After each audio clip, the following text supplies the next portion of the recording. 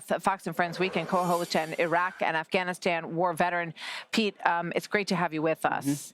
You know, you see this interview that the head of the Secret Service did, Kim Cheadle, and she says, well, the roof was sloped, so we can't put anyone up there, which, I mean, I'm not a, I'm not a Secret Service specialist, but the sniper guys were on a roof that was even steeper in grade there. And we're also learning just how long they knew there was somebody on these grounds. Gross negligence before, during, and after. This Secret Service director of the Secret Service should be fired, should resign in shame. The Secret Service is responsible for everything on site, just like a commander would be.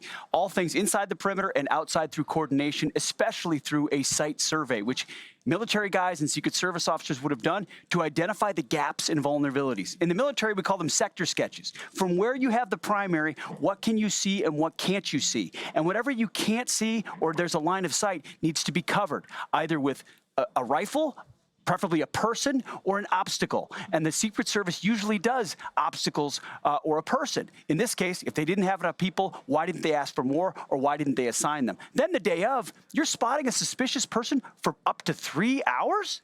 No one detains him. No one stops him. There's a ladder involved. How did he get the ladder there? How did it get positioned next to the building? If it wasn't there yesterday and it's here today, or it wasn't there last hour and it's here this hour, who put it there? What are they trying to do? This law enforcement officer takes a picture. Okay, they're vigilant at some level, but how is there no proactive follow-up on that other than, hey, check your cell phone because an APB has gone out about this guy?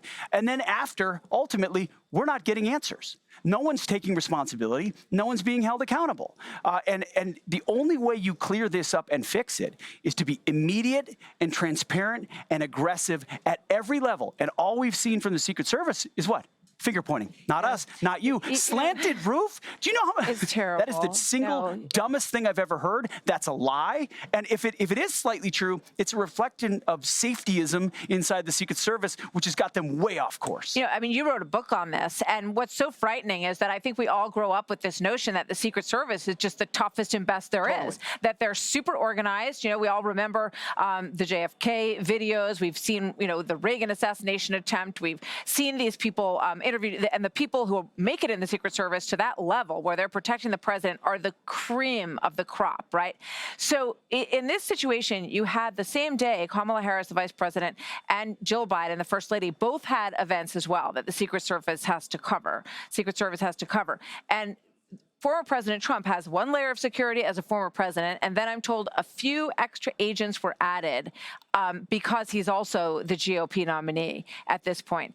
Obviously, not enough. Obviously not enough. Also, we learned about this Iranian threat that was out there, too. You kill Qasem Soleimani, and the Iranians want to kill you, too. They would find any opportunity to do so.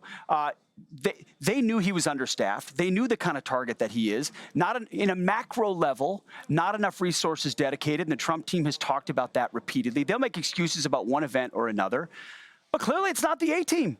You got women that can't put their guns in their holster. That video is so deeply disturbing. It's just, and you've got an agency distracted by social justice, politically correct prerogatives, like we need more women in uniform. There are plenty of great women Secret Service agents. I want the best. Of course, the best. It shouldn't matter if you're a man or a woman. Doesn't matter. As long as you're the absolute best. And, there should be height requirements for protecting someone who is 6'2". That just makes logical sense. One more question for you. We're also learning this afternoon that Thomas Crooks's parents were looking for him that day, that they didn't know where he was, and that they had put a call out to law enforcement. So, just assuming that we have basic technology in this country, I think you ought to be able to triangulate the fact that this family is looking for this young man and the picture that is then circulating on the grounds. And what else did they know? Have they cracked his cell phone? Did he case the joint? When did he arrive? We should be able to have all that information. And none of it's being shared. Why are we not sharing this? Why are we not reinstilling faith in these institutions? The FBI has already cratered in trust, and now they're holding things back. When there's a homicide in this country, right, as a news organization, every several hours or at least once a day, we get a big briefing on here's where we are. This is the evidence that we have now. Here's what we can't say at this point, which we all understand and accept. What is going on? It is only going to breed unbelievable. Theories. This from an only going to breed administration that talks about transparency all day long, except doesn't do it. Pete Hegseth, thank you. Martha, thank you very much. Great to have you with us this afternoon. Hey, Sean Hannity here. Hey, click here to subscribe to Fox News YouTube page and catch our hottest interviews and most compelling analysis. You will not get it anywhere else.